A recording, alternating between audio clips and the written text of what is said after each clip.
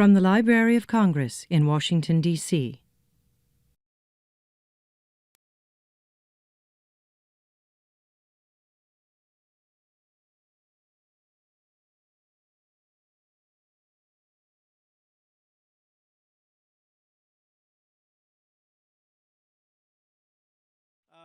Hi, my name is Matthew Barton. I am the curator of recorded sound at the Library of Congress. It's a wonderful job and I have to do it. Most of the time I am down at the Packard campus for audiovisual conservation in Culpeper, Virginia, about 70 miles southwest of here on the way to Charlottesville. Once upon a time, though, I did work in this building. I can't really see you now, but there's probably somebody out there I used to work with. And in the Packard campus for audiovisual conservation, it's a mouthful, sorry, there are approximately 3.5 million sound recordings. That's not every sound recording that's ever been, and obviously there are millions more yet to be made. However, we're always filling in gaps, but today, when I pulled together the display you saw outside, I was very pleased to find that we had every Firesign Theatre album and every solo album.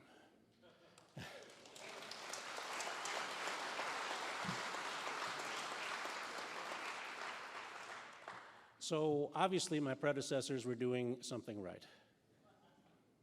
And one of those albums, Don't Crush That Dwarf, Hand Me the Pliers, in 2005 was added to the Library of Congress's National Recording Registry.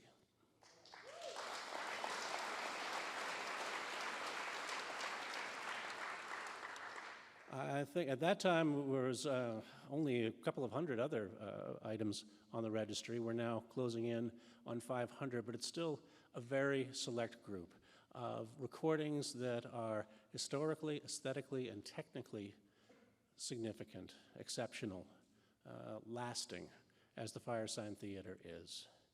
And I don't want to go on too long because I know why you're here. So I think I'll just cut to the chase and say thank you so much for joining us here at the Library of Congress. If it's your first time, I hope it's the first of many times. I hope all of you come back.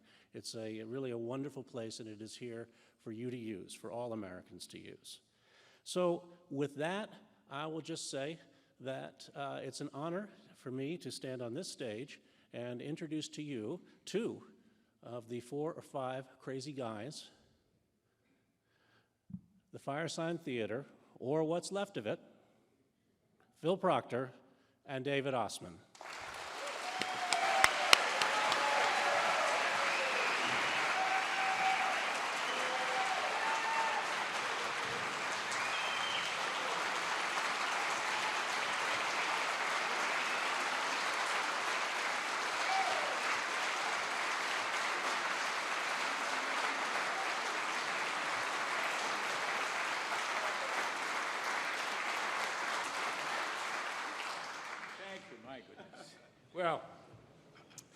Well, here we are. And the first line is yours as usual. Oh, thank you. There it is, that's good. Tonight, the Firesign Theatre. Or what's left of it. I, the other Phil. And I, the only Dave, are here to prove once and for all that everything you know is wrong about the history of radio. Yes. Mm-hmm. Thank you, Dave. Yes, you're welcome. According to the most recently DOA-approved school books, we've been told that the very first wireless transmission was invented by Spaghettini the Clicker Macaroni in the obscure Italian town of Pizzo Elettrico. But no, not so, no. Okay. Well, at least not according to Professor Pierre Savat of the Von Daniken Institute of Copies available in the lobby. But let him speak for himself. Thank you. I'm welcome. In my latest book, Hubcaps of the Gods, available in airports everywhere, I have conclusively demonstrated indubitably That's without a doobie. that the first truly wireless society was the dreary Druids of India. I personally participated in a hitherto secret evacuation team Well, it's not secret anymore. It's available online like everything else. who unearthed an early recycling center on the plain of Beljars near Plath, Very close. containing piles of primitive batteries rusting undisturbed for the last 200,000 years. Golly, that's longer than anybody's been gone before. Yes. Yes. And amidst the myriad artifacts or artifacts uncovered, replicas of which ancient batteries not included are for sale as you exit the lobby. Right there. Our team found not one scrap, trace, shred, or fragment of wires. No. Thus proving inconsequentially that prehistrionic Italy or India was both. indeed, or both, the origin of the first totally wireless society. Boy. Oh, well, thank you, Professor Savat, for whatever that was. By the book. Yes, by the book. Well, how ironic it is that this discovery, like so many other ancient revelations, should be delayed for so many centuries, kind of like our checks in the mail. Right, I remember that for sure. Right. Forcing us as primitive Americans to invent the wire. Somebody had to do it. Yeah, Yes, somebody had to do right. it for sure. Otherwise, July 12th, 1843, Washington, A.C., D.C. Another insufferably undrained, swampy day in the stifling Supreme Court chambers. And why are we here? Ha-ha. Because we are tirelessly, but not yet wirelessly, awaiting the first transmission from the calloused fingers of Samuel F.B. Morose, an inventor so poor he had to wait until night rate supplied before sending his first historic first message. Gentlemen, your attention, please. As your Chief Justice, I declare that the so-called telegraphic message should be coming through any minute now. And here it is.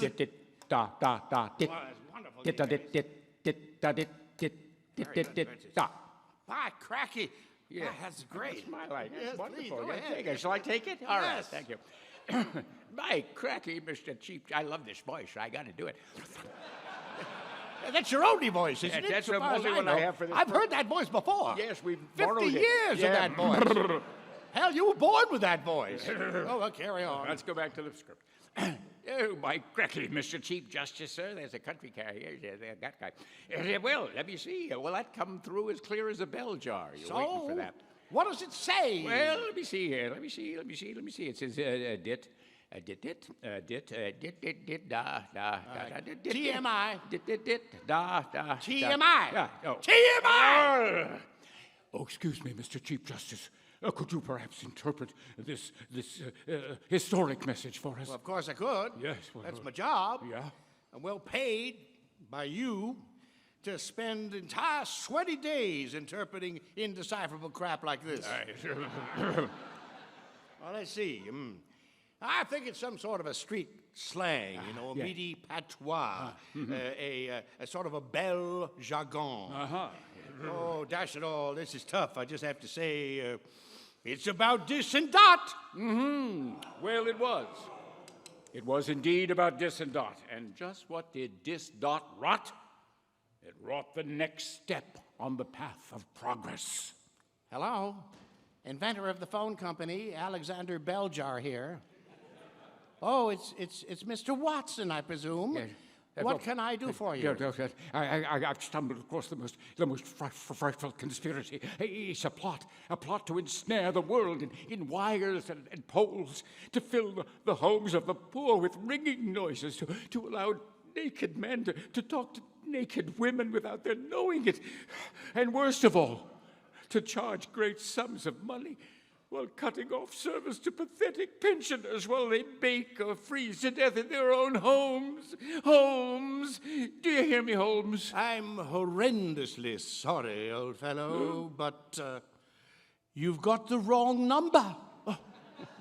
Well, while naked people all over the world paired up to talk to one another, the brilliant German scientist Heinrich Megahertz, alone on his own in his home in Cologne, was sniffing the all-pervasive ether, and he had a vision.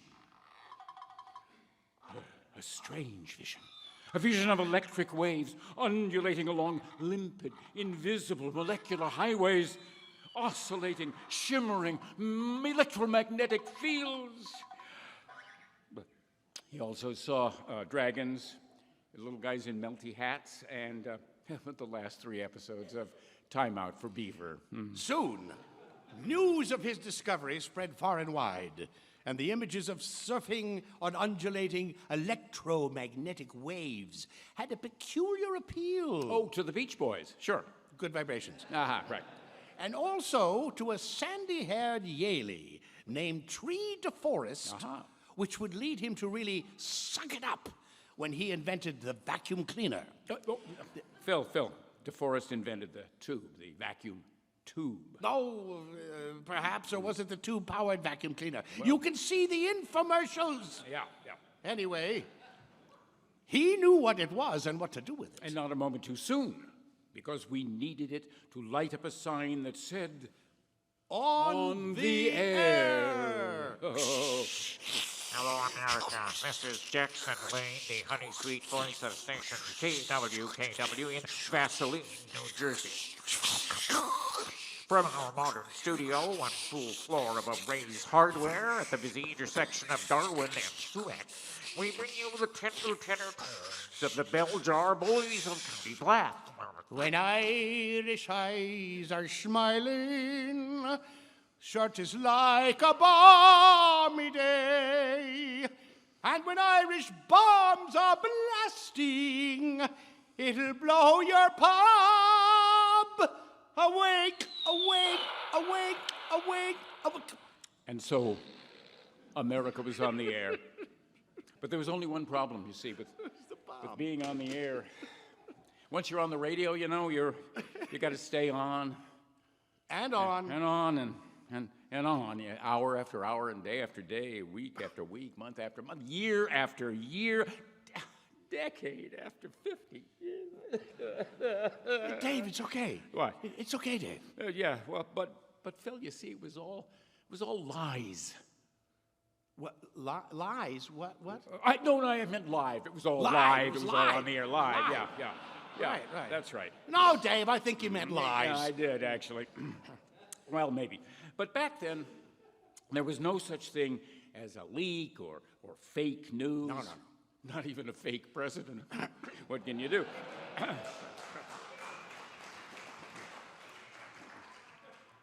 You're on, Mr. Roosevelt. Good evening, my fellow Merkins. Before I read to you from the funny papers on our evening fireside chat, let me make one thing perfectly clear. I didn't know Roosevelt was from the South. Well, it's a new voice for you, I understand. Let me make one thing perfectly clear. Yeah, there you go. All we have to fear is me. We interrupt this socialistic screed Things for haven't an changed, important have they? broadcast. Live from the Pisgarten Olympic Auditorium in Horseapple, Bavaria, we present a live broadcast of the herring schmelling fight. I'm in back of this great giant auditorium where the great big white man, Herring, and the great big black man, Schmeling, are trading a tremendous series of punches. Oh, it's a lot easier to see the white man than the black man, but now the white man, pummeled by the black man's smoking ham-like fists, is turning red as a beet, illuminated by the flickering glow of tiki torches, waved by his all-white supporters, some of whom I assume are good people. Oh, and Herring's down. He's down. The white man is down, and the brown shirts are up embracing the black man in a kind of a beer hug and lifting him into the air. They throw him out of the ring, and now they're propping up the white man, lifting up his arm, and yes, it looks like the bloody red herring has been declared the unconscious new world champion. What an upset! Now we take you to the Naval Gas Bag Landing Field in Lakehurst, New Jersey. It's 1937, and we're taking you there because we can. I can see the great ship Hindenburg now, the majestic hulk hovering here over the mooring pylon. There's still a hint of rain in the air. The wind seems to be coming up a bit, and there's the ground crew. They're like ants running out to man the ropes. The huge ship is only about 100 feet overhead, and I can see tiny people waving through the windows. Wait a minute. Oh, my God. The ship is heaving over to the left. There's a big gust of wind. There's a spark there. And it rights itself, and it's come around now. And the last of the ropes are being secured, and wow, here come the passengers. There's Judge Crater, and look, Amelia Earhart, there she is. Jimmy Hoffa, how about that? Well, a few of the other passengers, goose-stepping to get the circulation back in their legs after that long transatlantic flight, but that is the story here from Lakehurst.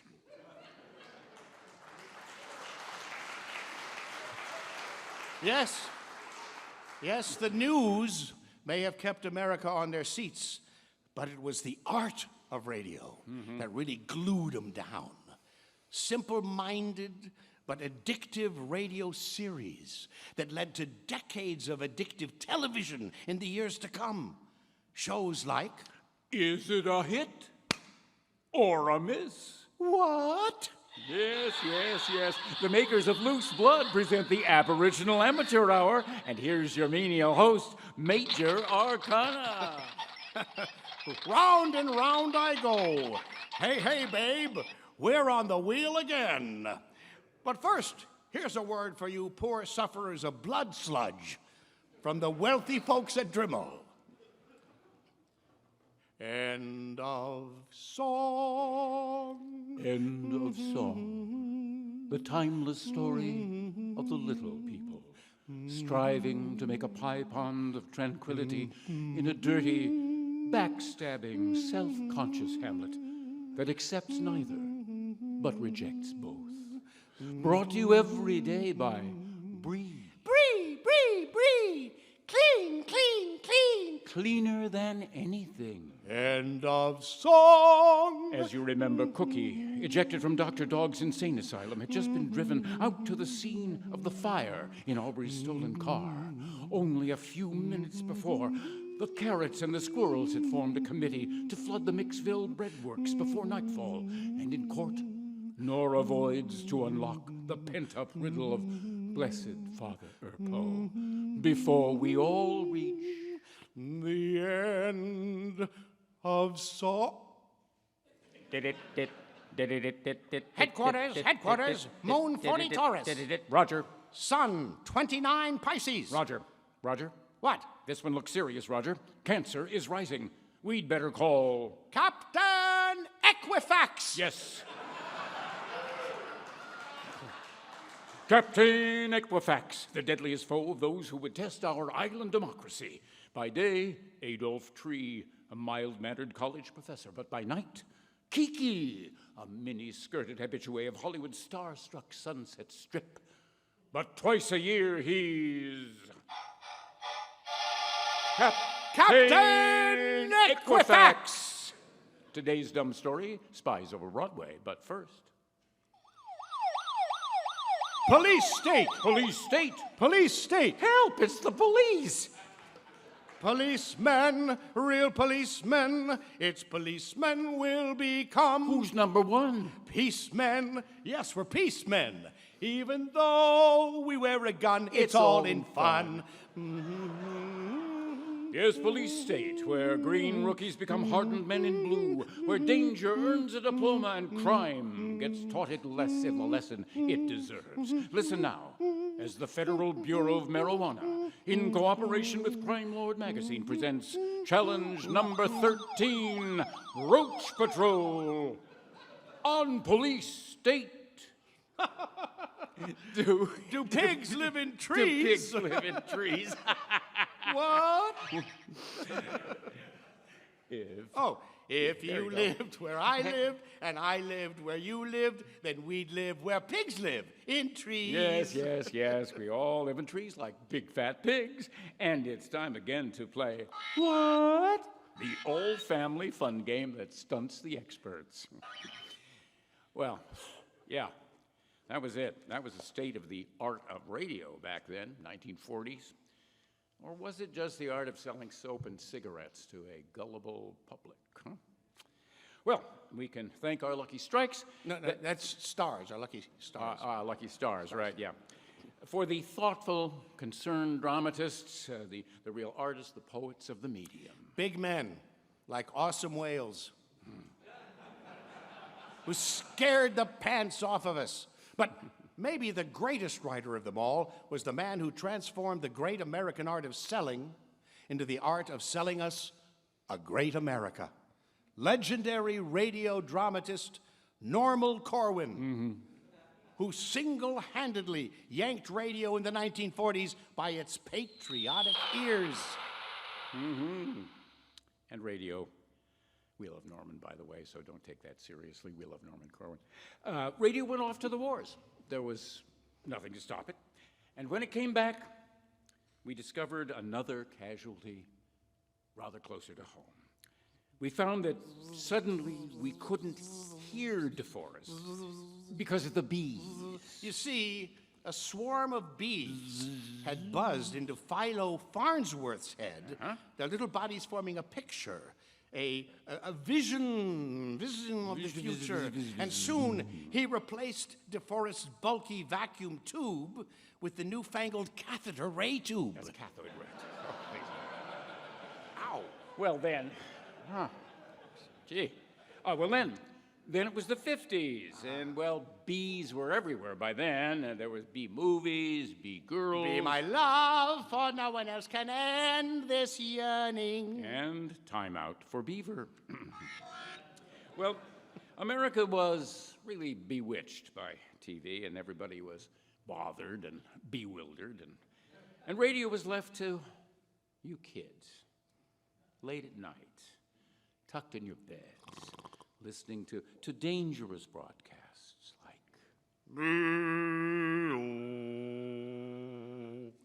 Los Angeles, he walks again by night.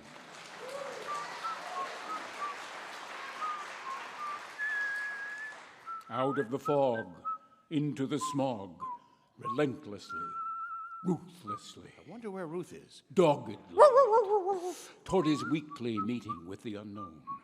At 4th and Drucker, he turns left. At Drucker and 4th, he turns right. He crosses MacArthur Park and walks into a great sandstone building. Oh, my nose! Groping for the door, he steps inside. He's ready for mystery. He's ready for excitement. He's ready for anything. He's Nick Danger, America's only detective.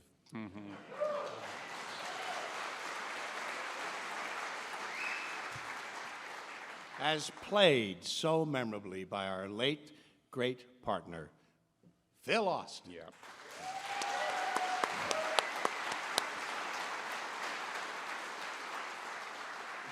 Well, there'll always be a Nick, and there'll always be a Bradshaw. Let's hear it for Peter Bergman.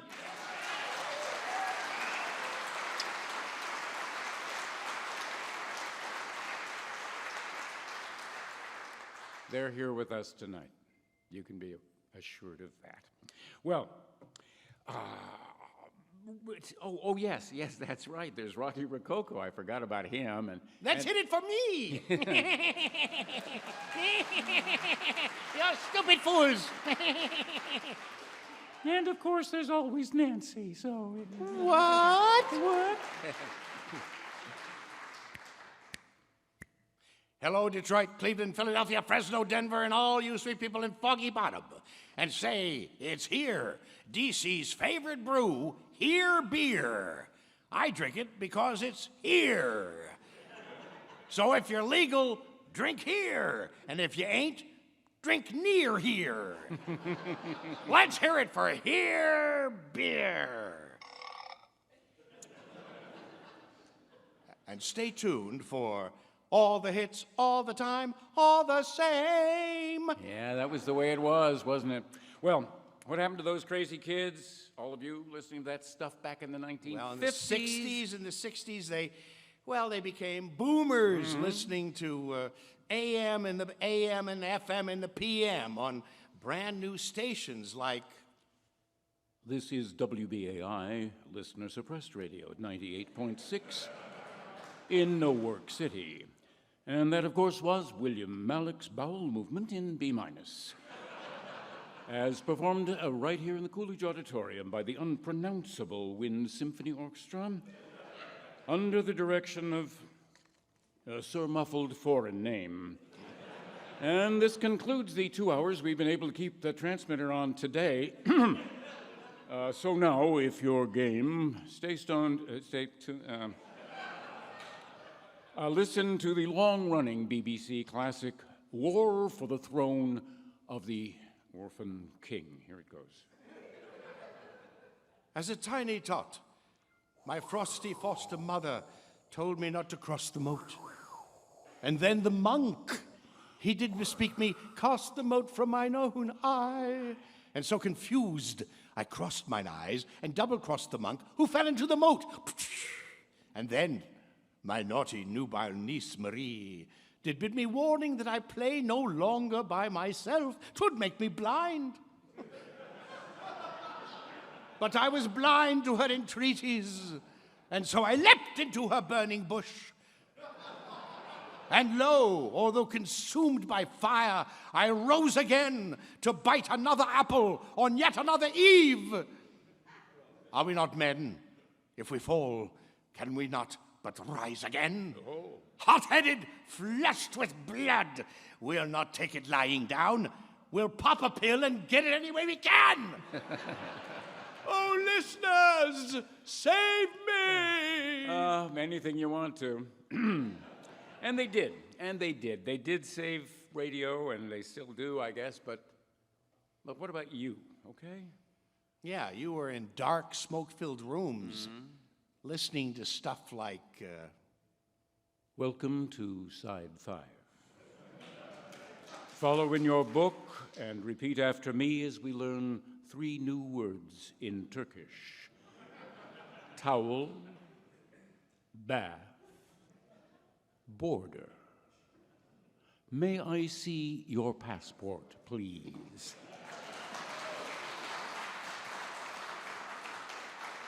Hey, man, you think he's going to make it? I don't know, man. He looks pretty sick to me. I don't know. Ooh, hey, I think he's coming around. He's coming around, folks. He's going to be okay and ready to play Symptom 6 of Beat the Reaper. Ed aims to please, and so does Louise. So don't hide arms, get sidearms at Ames Guns, 30102 Ukaipa Ridge Island School of Design Terrace in Foggy Bottom. Yeah. Tuned for the Early Bird Theater when George Matetsky meets danger in the form of a beautiful woman in... Anointed with oil on troubled waters. O heavenly grid, help us bear up thy standard, our chevron shining bright across the gulf, standing humble on the rich field of mobile America, here in this shell we call... Owl of the Wolf movie, presenting honest stories of working people as told by rich Hollywood stars. Brought to you, as always, by... Hiya, friends, Ralph Sport Motors. The world's largest new, used, and used new automobile dealership, Ralph Spallfoot Motors, here in the city of emphysema. Let's just look at the extras on this fabulous car. Wire wheel spoke fenders, two-way sneeze-through wind vent, star-studded mudguards, sponge-coated edible steering column, chrome fender dents, and factory air-conditioned air from our fully factory-equipped factory. It's a beautiful car, friends, with doors to match. Birch's Blacklist says this car was stolen. But for you, dear friends, a complete price, only $2,500 in easy monthly payments of $25 a week, twice a week, and never unshut. Oh, sorry, George. George? Golly. You're George. Ralph, I'm George, I guess. Wake up! It's so late at night, really, yeah, it must be 4 in the morning. I certainly am hungry. Now, let's see what I got in the old fridge here. Ate all the cookies. Glass of green maraschino cherries. Half a jar of mayonnaise and it's gone bad. Laughing cow cheese, nothing to laugh at there. Oh my God, my mescaline. Oh, it must be 40 years old by now. It's still okay, but I need real mushrooms. So where's the phone book? Let's see. Ocelots, paupers, pipe nipples, post-mortems. Post-mortem, huh? Pizzas. Oh, good, there we go. Putin's topless toppings. Not sure about that. Kim Jong-un's We Deliver.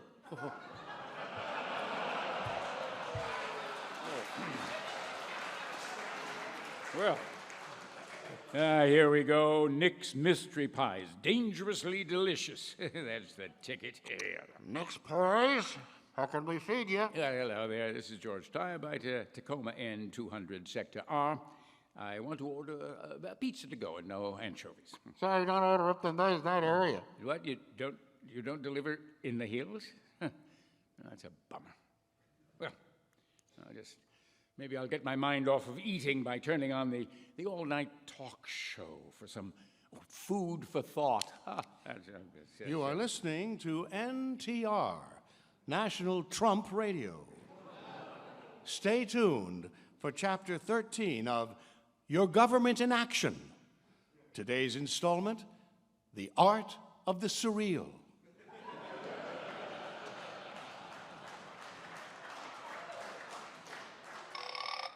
This is the Honorable Chester Cadaver. Sure, understanding today's complex world of the future is a little like having bees live in your head. But what does this mean? Well, for the straight poop about this, let's go where I go every single morning, centrally located and barely a stone's or a scone's throw from the tomb of the unregistered voter. Downstairs in the old grid building across from the Department of Alt Facts, right over there, beautiful building. Hey, hello, Clive. Oh, come in, Chester. Thank you. You're just in time to help me check out this new model government. Ivanka says it explains everything. Oh, well, it looks awful swampy to me. Climate change. I see. Oh, and look over here in the far left wing. That's where you work, in the soon-to-be fracked Monumental Bureau of Western Mythology. Oh, yes, we're a proud service of the Lost Indians Reclamation Agency. And how? How? You said it, Chief. Now, let's see what this model does with this fine miniature boxcar of industrial coke. Oh, yeah. Well, look at that. Well, that's amazing there. Look at that. It's pumped up. Look at that, pumped up from the Veterans Tap Dance Administration. There it goes. It goes up to the Secretary of Leftovers. That's the Department of Redundancy Department. And it Flips down to the Czar of Cover-Ups. yeah, surrounds the Department of Spies. And into the office of the Secretary of Failure himself. Well, that's shoes for industry. Boy. Where are the humans, officer? Why, they're right here, son. Waiting in the lobby to use the power of that ton of coke before the president does. Oh, no. But he never listens to the radio, you know. Sad. Yeah, it's sad. And so Well, Phil, I guess that's the end of our story of the history of radio. Or is it the beginning? No, it's the end. Radio's gone blogging. Where are Zippo and Gorko when we need them? Come down, fellas, come down. Well, I guess that's our story. The history of radio from dots and dits to twits and tweets.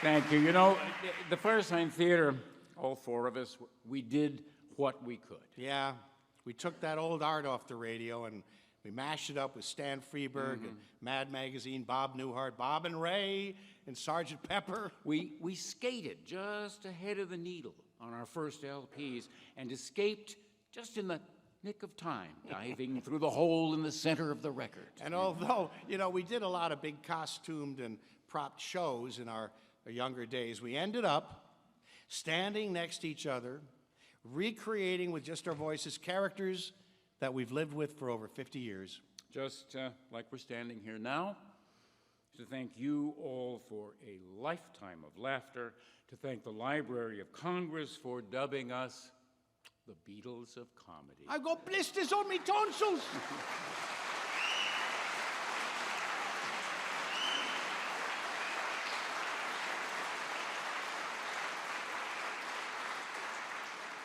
So I guess we have to say goodnight and thanks Thank you. for listening.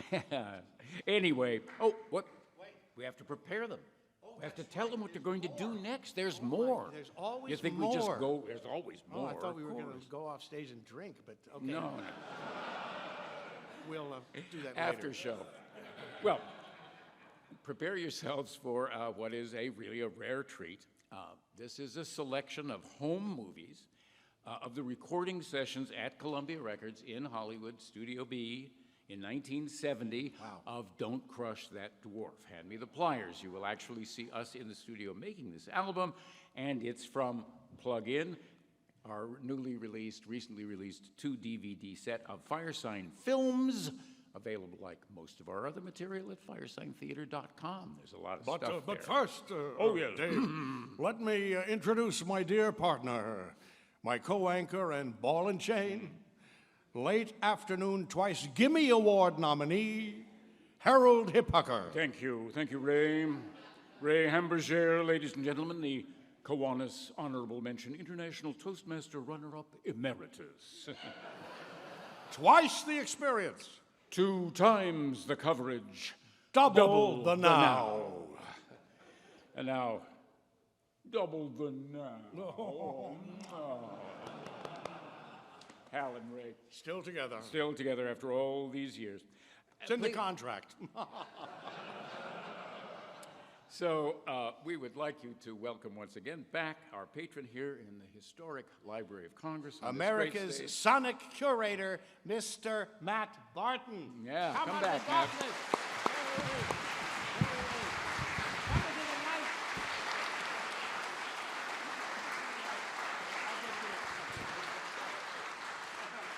Okay. And Matt, we hope you might aid us in making up something to explain these clips. And then, in the segment that follows, we will attempt to answer questions from you, the audience. As long as we can remember who we are and what we did And why we're here. and why we're here. But now, let's watch this together. Okay, Take a little shall we arrangement roll our here. things off the Let's stage get here? Things, yes, get things off the stage. We always have. Not my cigar. All right. There you go. There's that. This here, done with the prepared material. Going on to the repaired material. Let's see here. And there we go. You can How's get ready this? to roll that video. Ready to roll that video. Okay, just to set you up on this. Just a moment, though. This is Columbia Records, 1970. We're surrounded by rock and rollers in all the other studios. We ourselves are a rock band, they think, because they don't know, you know. They're just a record company. What do they know? So what you're going to see in the next 15 minutes, about 15 minutes of home movies, they're execrable, like all home movies, but it will take you back to a time and a place that simply doesn't exist anymore. Columbia Records, 1970, all of the artists coming out of these studios. And, you know, you got to say, I think we look a little like, sort of like the Beatles in this. Yeah, you think? All right. Roll 'em. That's where we were.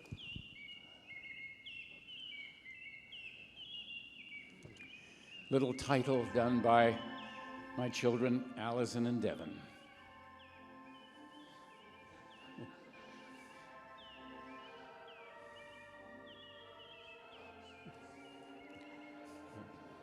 Well, that 16-track recording really makes a visual difference, doesn't it? Phil, Peter, our engineer, Bill Drimmel, Phil Austin. Here's a little experimental movie stuff here. These, you know, they pay lots of money for this kind of stuff, you know. Great special effects in this thing, Yeah, I tell you. yeah. Freshly brewed, you know. Yeah, that was where it was at Columbia in those days. Self-service cold buffet. And Here we Pete come. and Phil Austin, looking just as they did at the top. Oh, who's that? Handsome young man. Got a lot of hair on there.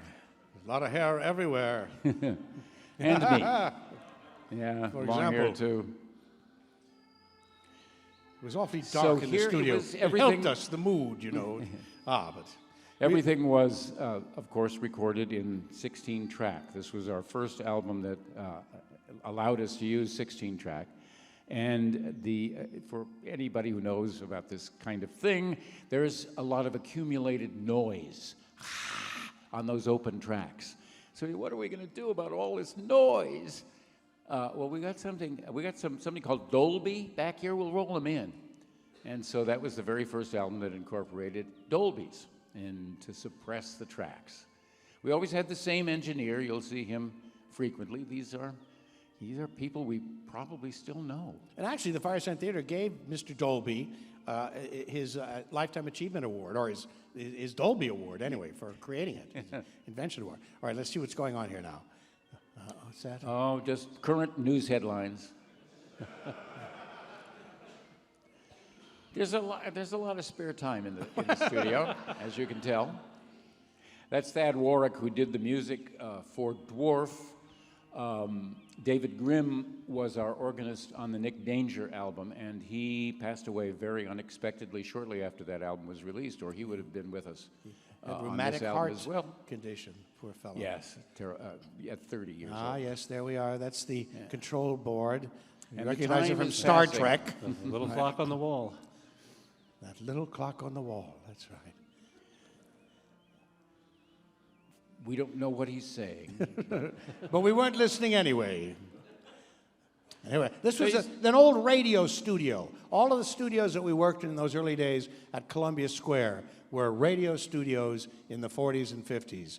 And they still stood there, and that's where we did our first albums. Yeah, it still had the old director's booth up the wall that he could, and Suspense was done in this studio. I think many other CBS shows of the time. Shows you how much space you needed to do radio properly. Yeah, right. Well, Yeah. we liked to do things as live as we could in those days, so we spread out. We got a big studio. Now, these are some of the ladies who are going to be singing the Porgy Tire Biter song later. Jane Dancy, Liz Plum, Beautiful Liz Plum, and that's Annalie Austin. Phil's wife at the time. I believe that Matt has told me there's going to be not only an archives room, but an ex-wives room for the Firesign Theatre. Right, Matt? Yes, we have an opening for a three-dimensional curator. Excellent. So Good. I just do sound. Good. There I am warming up. Now, you notice that we've got these very large headphones in those days. Earphones. They were actually called hair phones in those days. Because everybody had so much hair, they had to be specially big and loud to get through to our ears. It's true, technologically. Looks like we've got a bit of a ghost in the machine there. Yes, yes. The CBS door. Yes, the CBS door, which with some other sound effects. Oh, the concrete hand job. I forgot about that. It was a special service of CBS in those days. Yes, there it is. Right, yes, scary. I know. Anyway, we found a lot of these sound effects units down in the basement. They were going to throw them out. And I brought them all up, and one of them was this wonderful door, which we used in so many records. And then finally, Stan Freberg inherited the door from Fred Jones, one of our long-lasting engineers, wonderful engineer, and he, I think, has it to this day.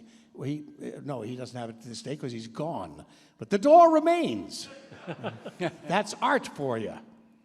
Okay, So really, there are no barriers in this studio. They're just widely separated, wonderful RCA mics that were invented in 1938 just for us, and of course we had to go find them. Are there any other microphones than these that we can use? Oh, I think there's a big cabinet over there. You open it up, and there's thousands of dollars worth of classic, beautiful microphones. These are you'll see at the end of this, you'll see the whole actually hear them Porgy singing. Firefighter song, but these are the girls singing it. Do you have a collection of microphones? I We imagine do. you do. That's why I've been trying to lure you down to Culpeper. Oh, they're in Culpeper, Yes. are they? Show off our Oh. collection. Well, take some pictures. Show off your what? Show off. Never mind. Some things are better left unsaid. There they go, yes. They were all singing, but the Dolby system silenced them all. Very, very sad. Very sad. That's some filter. Yes, it is. It was a micronite filter, I believe. Our archivist, Taylor Jessen, who for some reason is not here tonight. You aren't here, are you, Taylor? For some reason. You should be here. Taylor has prepared our really quite big, it's a big archive, let me tell you. And in this piece of film, you'll see he has matched some voices. So you'll see lines coming up that are actually the lines being recorded at that moment in the studio. Clever guy. That's Which David will magically try to recreate. yes, I will. Twiddling dials, yes, or pretending to. That's me pretending to know what I'm doing, I think. We didn't get to actually mix an album until Giant Rat of Sumatra, which we did at RCA. And that was the first time we could actually put our hands on the board. Otherwise, we had to call it all. Fade, fade, and so forth. How could you be? Now, who's that? Stravinsky. Oh, of course, Stravinsky. I don't know why, but there he is. Inspiration. There's Mr. Bergman. He does not have the same hair problem that the rest of us had. Politics of Pain. Yes. Bill Drimmel, wearing an engineer's cap. He was really getting into it. He did like 4 or 5 of our albums, Bill. Always had, there was always a second engineer that was involved with it. But he was the chief for us. I love this whistler. record. Don't you love this record? It's the organ and the birds. It's so sweet. Oh, come on, Liz. Only another hour to go. We'll be there soon. Phil Austin. That's a Moog? Moog. That's the Moog Moog synthesizer. synthesizer we were using on the album. That Yes. just had a little shot of. But it's about this big now, right? I've got one on my wrist. Right. Yeah. Jane was somebody's girlfriend, not yours. The guitar was taking a rest. Phil is Sound dragging effects. He's sound effects, sound effects guy, trying to make. I loved creating sound effects in those days. And you had all that big studio space to do it. Yeah. Don't quite know what that is. Oh, Looks psychedelic, a though. lot of time. There's Nergy, Peter's dog, Nergy. Peter's dog, Nergy. Yes. Yeah. He was with us for a long, long time. Very sweet companion. Started the documentary film service, remember? Yeah, Nergy Clockwork Films. Nergy Clockwork Films. Yeah, that was him. Peter, are you doing something illegal? I guess. No, he was rolling regular cigarettes, Yeah, remember? I see. Okay, that explains it. His dog was leaving him. Terrible. He had to smoke in there because Nergy had one of those very short little dog intestinal systems, constantly making his presence known. You know. Yeah. Peter smoked to counteract it. All right. How long did these sessions last? About 6 to 8 hours. Yeah, probably you're watching 3 sessions here. This is right toward the end of the album. We're recording the courtroom scene. You'll see it's coming up from Dwarf. Oh, more sound effects. Yeah, 6 hour day. We tried to get 3 minutes down. Yep. 3 minutes. 3 produced minutes. Are you kidding? That's fast work. The board there looked like an old telephone operator's board, didn't it? You see all of the wires, everything. All gone now. Wireless. We've become wireless again. We went from wireless to wireless. It's a strange continuity. Annalie just had an endless time playing the guitar, playing the drums. She really liked that. There's a lot of time to fill here, which is part of the experience of recording. We're listening back. We're setting up the studio. We are rewriting the script. We're practicing the music. We're opening and closing the stupid door.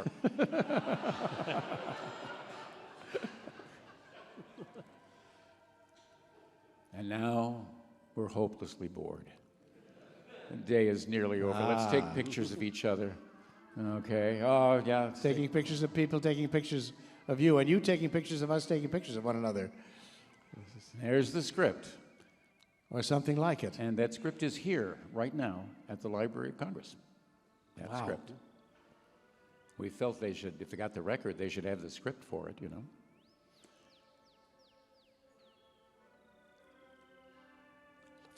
And you have like all 4 scripts, right? Well, yeah, it's quite an item. Actually, it's all of the.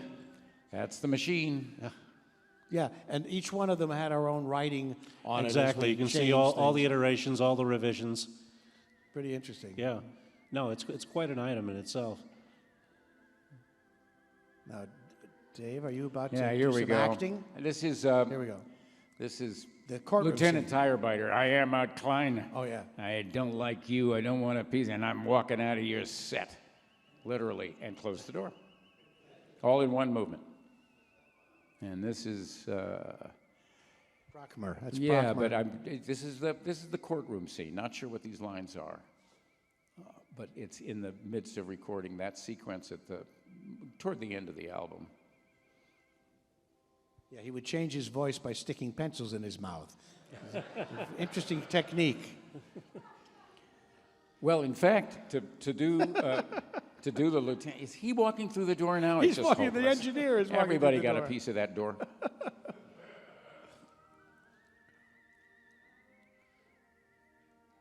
That was a door to another dimension. Oh, let's move in another microphone. See how that works. Paul Phil- McCartney. Phil Paul was one of- McCartney.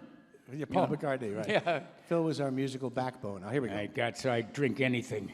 After that, I couldn't seem to get off the stuff. My whole career went up in smoke.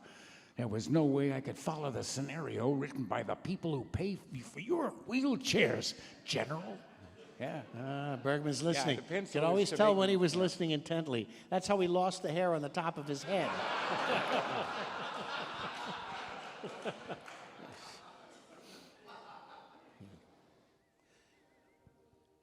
Listening. So we've probably been in the studio now for 2 months, off and on. Is that how long it took Oh, to yeah, do it's that from album? May. I mean, you look at months. it's May, April, May, all of April and May that we worked. How much changed just in that time? About how much changed just in that time? How much do we see in the script? This is probably the last 3 sessions, for what I would guess, because this is really toward the very end of it now. A lot of listening back. How does the record sound? Let's play back the tracks. This is, you take off your shoes to evade the men who are trying to protect you. That's Dad. Fella's dad. Now, you notice the love beads that Peter is wearing. They are banned in studios now because they make too much noise. But with the Dolby system, we could get away with that, you see. Hey, this is classic listening back. Play Listening. it back. Let's play it back. Let's listen to it. Classic watching and Is it going to work? Is it going to work? Watching, I'm listening. Is that funny? Are my pants funny? Is my hat funny? Okay, see, that's okay. That's good with me. Now, you notice David's earphones are even bigger than ours because it had to get through the hat. Yeah. You laugh, but it was state of the art at the time. All right, close your eyes, please. Oh, yes. Close your eyes. Saying goodbye to your wife? Trading your wife in for a new one? Yeah. Yeah. No, long ago. No. Do you really want a divorce? No, I don't, probably, possibly. Wow. That's okay. I love you anyway. Goodbye. Just send me a check. Oh, I'm devastated. How am I going to send her a check? I can't even. No, this is the divorce rag, I think that he's playing. Call a lawyer. We'll divide everything equally between our two lawyers. He's wearing a Confederate cap, you see, for inspiration, I guess, and he's got those Confederate pants on. That's why they lost the war. Or did they? Thank you. Here we are in the belly of the beast, boys. Speaking of the beast. There's a sound effect. Sound right effects. There. See, now you know how we did it. Just push that music stand right over. Push no that problem. stand over. That's just easy to do. All you have to do is just, okay, everybody get ready to sing. All right, just watch me, watch my hands, and here we go. And I was wrong. We didn't start yet. Okay, what's he saying? You mean you're going to trade this 4-foot cube of 18-karat Swiss bullion and the snake knives all for that little bag? Well, all right then. Yeah. This is a bag of shit. Yeah. But it's good shit, Miss Fresky. That's right. I'll take. You can hit this Jew over the head with a bag of sugar or beat out that rhythm on a drum. Nothing's changed. You mean you're going to trade this 4-foot cube of 18 carats with it? Oh, it must have been take obviously. two. Take two. And the snake knives, Mrs. Bresky. There it is. That's the real take. The other was just... That was just rehearsal. Yeah. No, we didn't rehearse. We recorded everything, didn't we, Dave? You remember? Pretty much. Yeah, pretty much. Yeah. Pretty much recorded all the Tape takes. was cheap. You could always record over it if you didn't like it. So now we'll just go on. This is going to run on, and We're gonna here stop is talking. A glorious sound-phonic sound.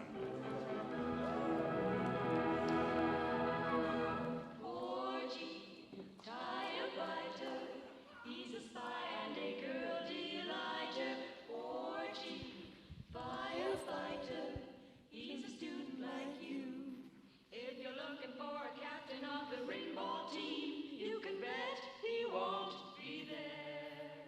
You'll find him popping up and pop sodium shot to train a red with red hair. Doobie-doo-wah, orgy, firefighter, just a student like you. Like me? Just a student like you. Stop singing, finish your homework. Just a student like you.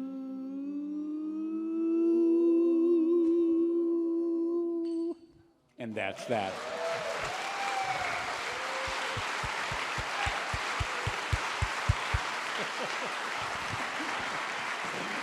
Okay.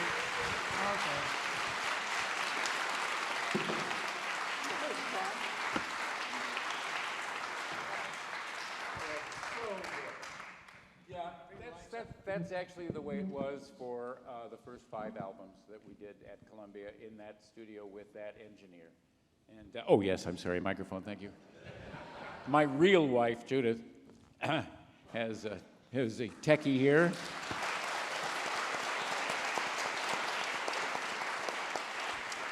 But here's what I want to tell you one little story before we start the Q&A.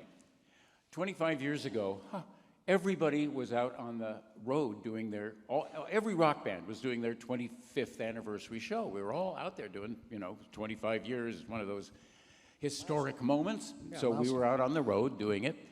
And at the last performance of that show in some city in California, Northern California somewhere, I was able to take the last bow with my very, very young son, Preston, who is 25 years old tonight. Give him a big hand. Stand up.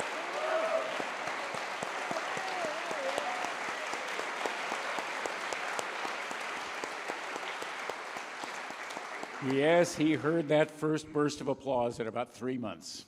It changes your life. It changes your life. And I've got to introduce Orson, our other wonderful son, Orson. There he is.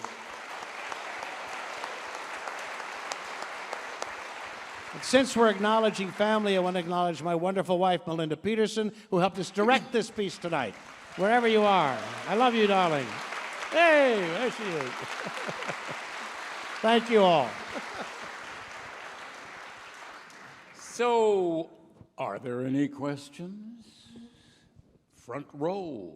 Let's see. We got a traveling. You have a mic? microphone, traveling microphone? There it is. Mr. Microphone. Pass that mic along. Thank you very much. Matt Stone and Trey Parker were quoted in the last year as saying they're really stymied when it comes to the Trump administration because any satire they do can't come up to the measure of the real thing. And I'm wondering, those contemporary, young, and future humorists who are following in your footsteps, where are they going to go with what you've started? And can they with what you've started? Well, I think two things have happened. One is a stand-up, which was the opposite of what we were doing. We were the anti-stand-up when we started. And that's really changed a lot of the landscape out there.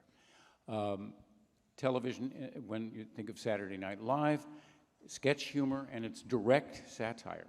What the Firesign Theatre never did was direct. It was always indirect and somewhat surreal.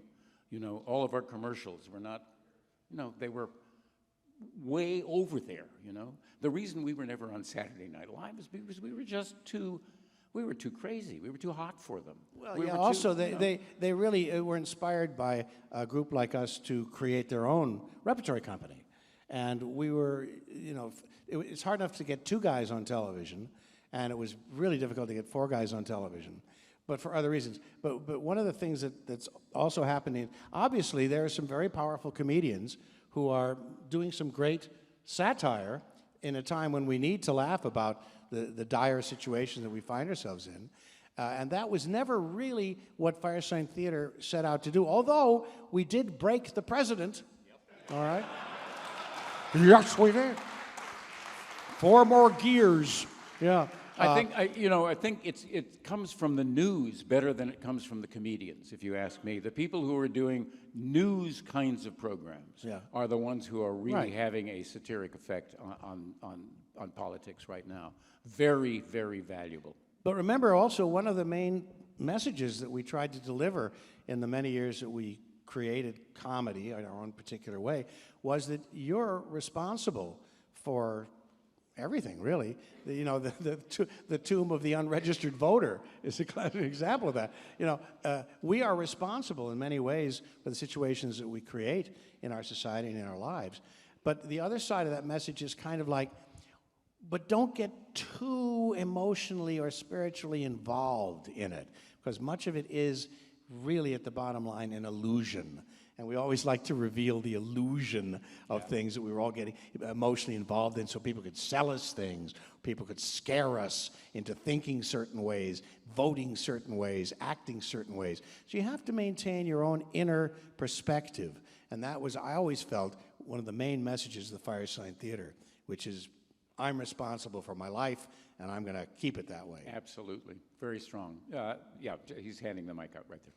Yep. Gentlemen, thank you. Well, that's very nice. Thank you. Is this thing on?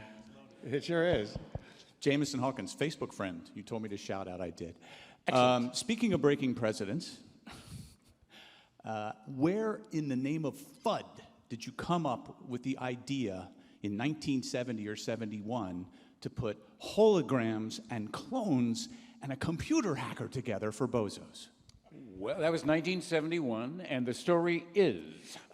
We went to... Did everybody go to that work fair, or was it just we were me? all there. Everybody went... We went to a work fair. I guess doing a little R&D, or was there an ulterior motive? I don't remember why we were there. I think it was just a but we were there. cultural event. We were at a work fair in Hollywood, and I came across a thing called the Eliza Program. Do any of you know what that is?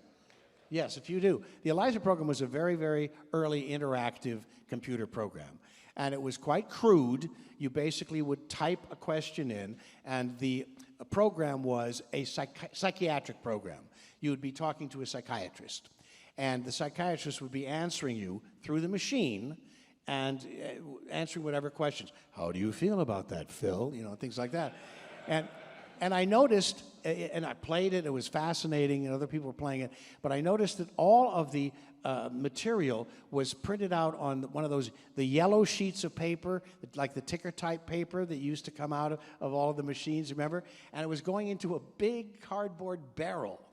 And I said, ooh, this is too good not to partake. So I dove into the barrel, and I came out with reams and reams of this paper and skedaddled out of the place eventually. Brought it to our writing session the next day. And what was also interesting was it had the computer programming printed out in it as well. Unhappy MacNam, you know. All this Uptime strange, 901. like DR memory, Yeah. Dr. Memory, Memory. direct readout memory, Dr. Memory. And so it became an integral part of our investigation into the inner workings of this future fair, which is, of course, a metaphor, a Disney World that basically was telling everybody that the future is now, and it's absolutely wonderful. You know, the government is doing a great job. Everybody's going to have a job. Nothing's changed. It's all the same stuff, all the same BS. But basically, that was the inspiration for all of the computer language and everything. One other thing I should say, I can't demonstrate it because I had to turn my phone off, but some of you know this, some of you don't. If you have an iPhone and you ask Siri, you say to Siri, this is worker speaking, hello, she will say to you, hello, Clem, what function can I perform for you? LOL. Why, you may ask, did that happen? Well, Dave Ossman and I were both involved in Pixar movies, and we did A Bug's Life. Dave had a major role in A Bug's Life. You were Phyllis Diller's right-hand man. Her consort. You were her consort, Yeah. that's right. Using that wonderful voice that he was born with. Is this the way I screw up this little voice? I'd been doing... The ant costume was very tough to get into. I'd been doing Pixar and Disney movies for a while, and Lassiter, who was a Firesign fan, loved that voice of David's, the Catherwood voice, and asked me how to get in touch with him. And so Dave and I were both involved in that particular movie. And at the opening cast and crew party up in San Francisco... Oakland. In Oakland, was it? Yeah, I think it was the Oakland Paramount. I met Steve Jobs, because he had invested in the Pixar company. And he told me he was a big fan. He was a Firehead. And we had inspired him with the record, I think we're all bozos on this bus, to move forward with to create his computer empire. And he put that into the Siri program as an homage to the Firesign Theatre. Yeah. Thank you, Steve. Yeah. And just to wrap that up, the idea of a computer hacker had never, ever been thought of until Mr. Proctor walked into, in his character, walked into the future fair and discovered how to clone himself, send the clone back to the mainframe of the machine, and ask it a question that couldn't be answered. That's right. Why does the And porridge that bird was lay it. his egg in the air? Can't be answered by yes or no, you see. Can't be answered anyway. Next question. The mic, Mike, right there. Short. Or there's one over there. Let's have that one. Hola Felipe, ¿cómo estás? Muy bien, gracias. Bienvenido al belly of the beast. I was wondering if those other Beatles ever looked you guys up and whether you ever had any interactions with them. With who? The other Beatles. The other Beatles. The rest of those wonderful Beatles. I met John Lennon once in the Los Feliz area, and I went up to him and told him what a great admirer I was and how he inspired Firesign Theatre, to go our happy surrealistic way. He knew who we were, and I was wearing a George Papoon for resident, not insane button, and I gave it to him. And you will occasionally see a picture of him wearing the Firesign Theatre not insane button. Yeah, there's actually a beautiful, beautiful picture of John and Yoko.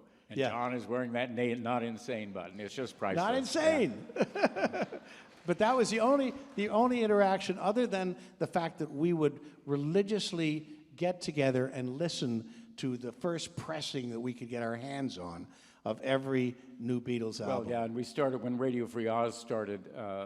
It was before Sgt. Pepper, and we were playing all of those. Peter had a wonderful thing that he worked out with. He 12 cuts, okay, and he said, "Oh, this is an astrological album." His first cut, and it's Revolver, right? Revolver, yeah, yeah. it's Revolver, and Peter had this whole thing that he made up that everybody believed. Everybody believed it. That was Peter's real skill, to make everybody believe something. And of course, when he found out that there were actually 8 tracks on Nuts, didn't work out that way. Yeah, next one. Is there somebody Close. there? Or there? Hi, guys. Last time I saw you, I was interviewing you for Feast Your Ears, the story of WHFS. Jay. Hi, Yeah. Jay. Jay Schlossberg, yes. ladies and gentlemen. Thank you. I think it's really fitting that you did the history of radio as your theme tonight, since I'm telling a story about one of the greatest radio stations to grace the airwaves, WHFS. Before I ask the question, though, I want you to know the 2 of the DJs that played your records all the time are here. One is Weasel in the orange shirt right here. Weasel, all right.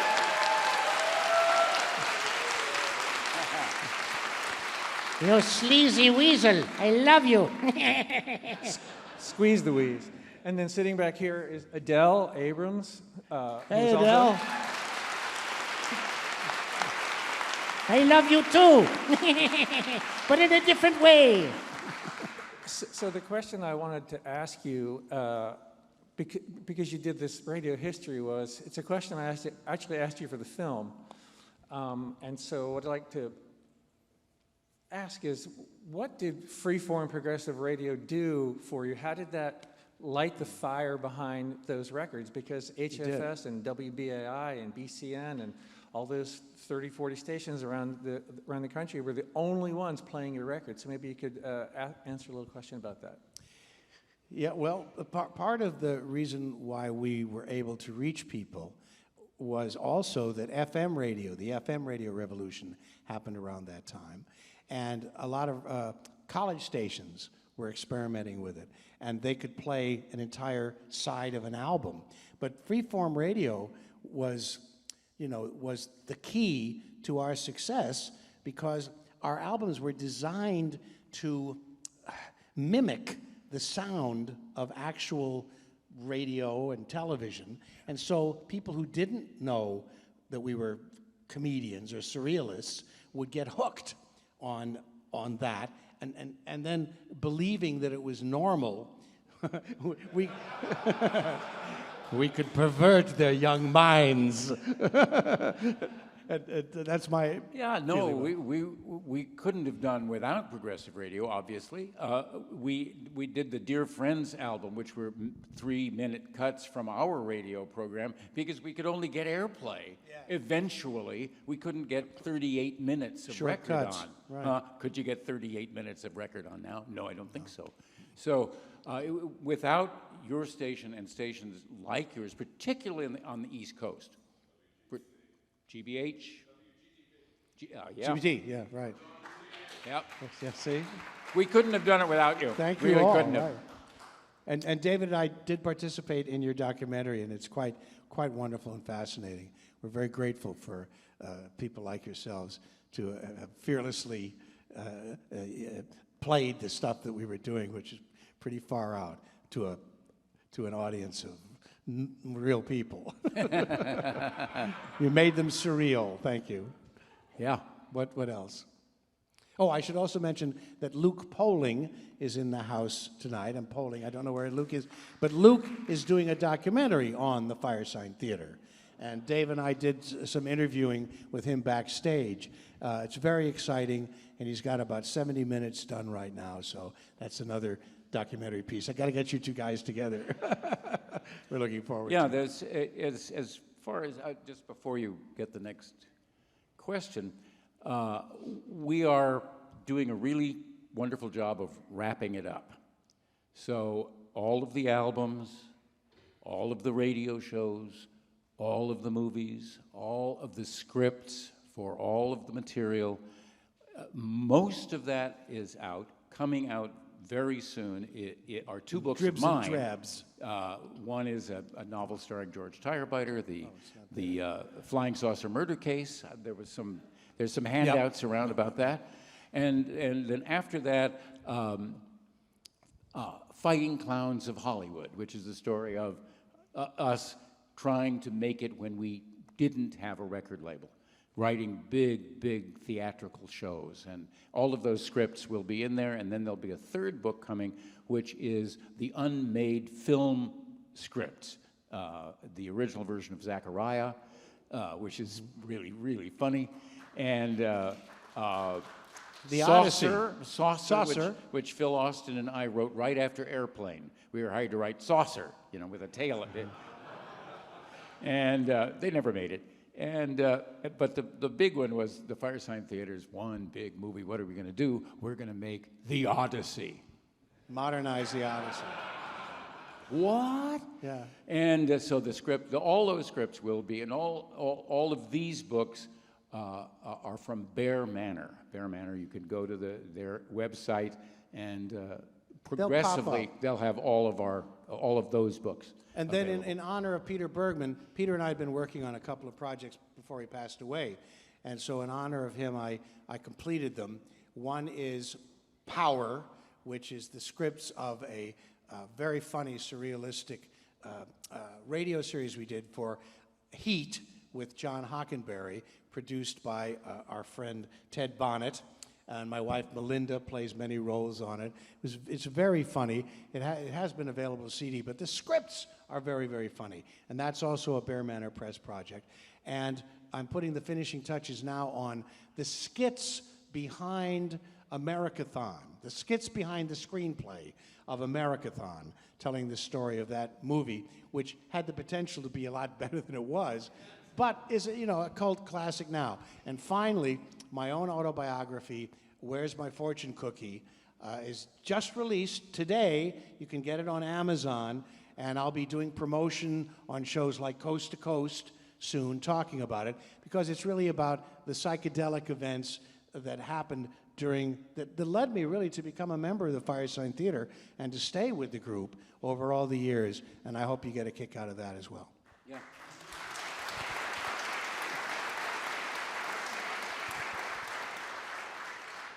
In the history of a creative enterprise, whether it's individual or collective, there's often a moment where the participants or participant looks in the mirror, looks at one another, and say, we could do this. Is there such a moment in your experience with the Firesign Theatre that you can talk about? Instant. It was instant. Here's what happened.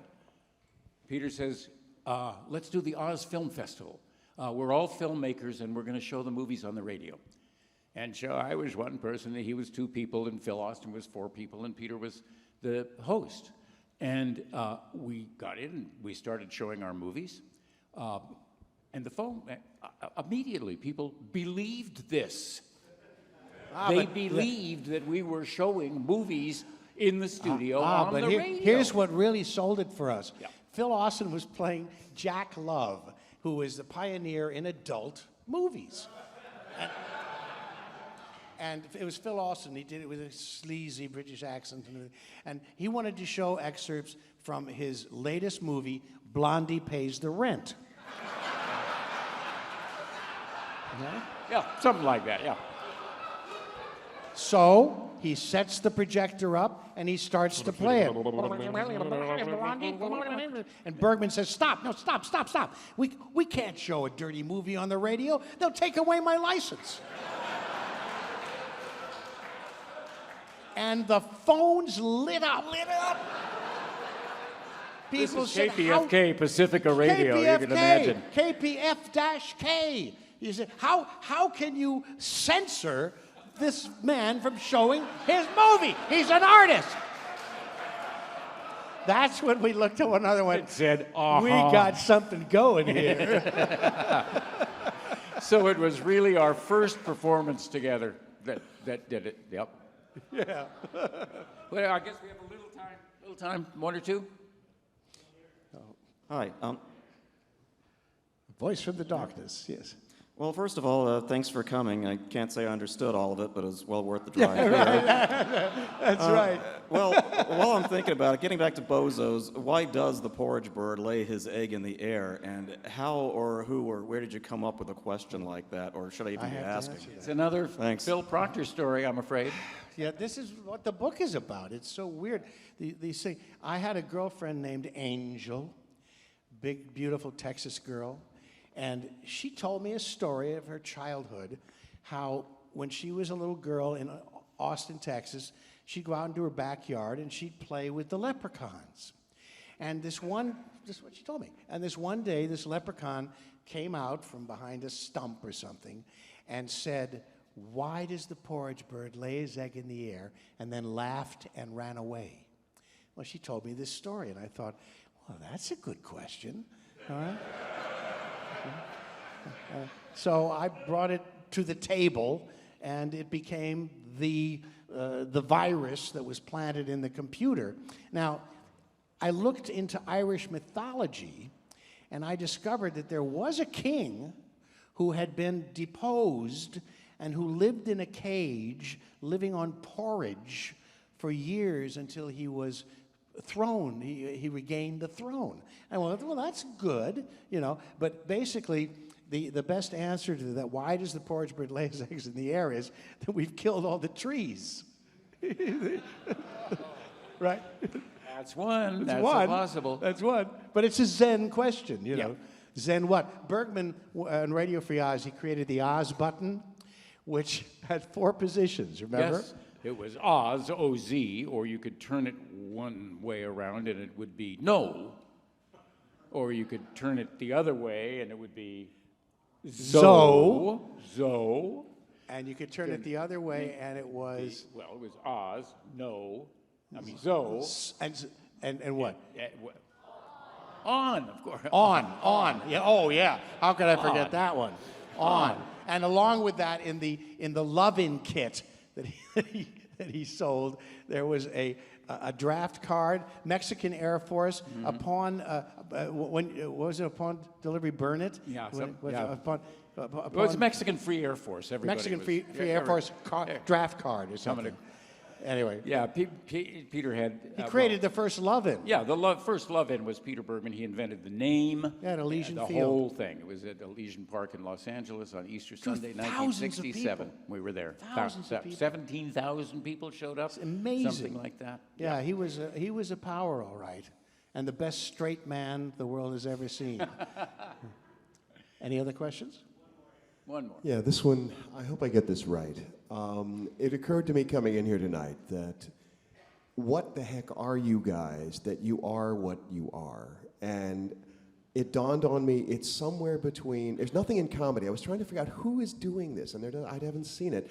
It's something more like, and the word is overused, ensemble, that you guys have stock characters, but they move into places with reckless abandon. And yet there's a through line, and you do it the four of you, as a group. Where is that now? Well, I guess Saturday Night Live is the, but no, there's you see, nobody's ever done what we did. Nobody really did what we did. I mean, Or has done or what we has did. done it since. It was the magic, the chemistry, that was a big part of it. The fact that we had the use of the Columbia studios, and they didn't censor us and didn't care what we did. They just put it out. It's another rock and roll record. They didn't know. Yeah. And thank you. Yeah, there were two wonderful things. First of all, a guy named John McClure, a producer at Columbia, Yeah. he was the one that signed us to a spoken arts contract after they were going to dump us, because he said these guys are, creating something new and wonderful. And that gave us unlimited studio time for a reduced royalty. And it was well worth it, because we could do all this complex work together, and write and go into the studio and then go write again. And that was one thing. And then what was the other thing you mentioned? There's another factor in it. Well, first of all, we were our own producers. Oh, I know what it was.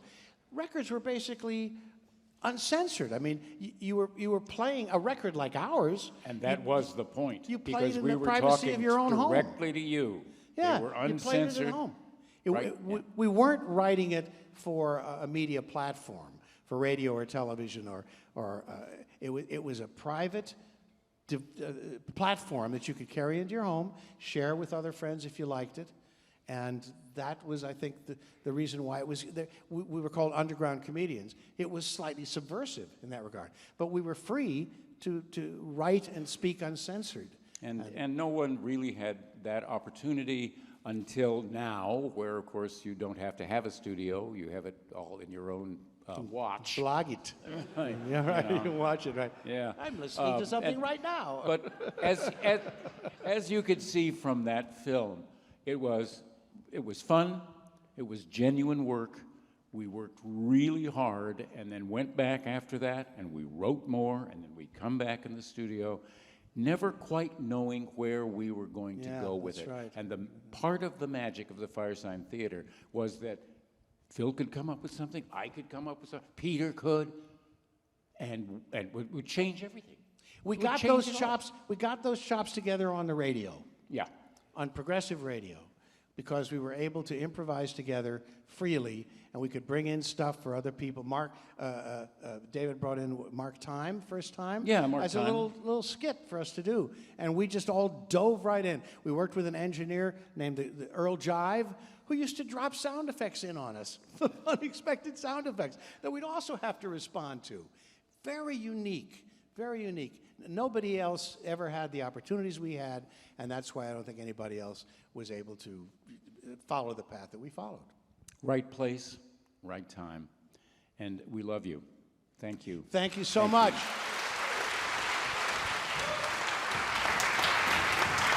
Bill Proctor, David Ossman, the Firesign Theatre. This has been a presentation of the Library of Congress.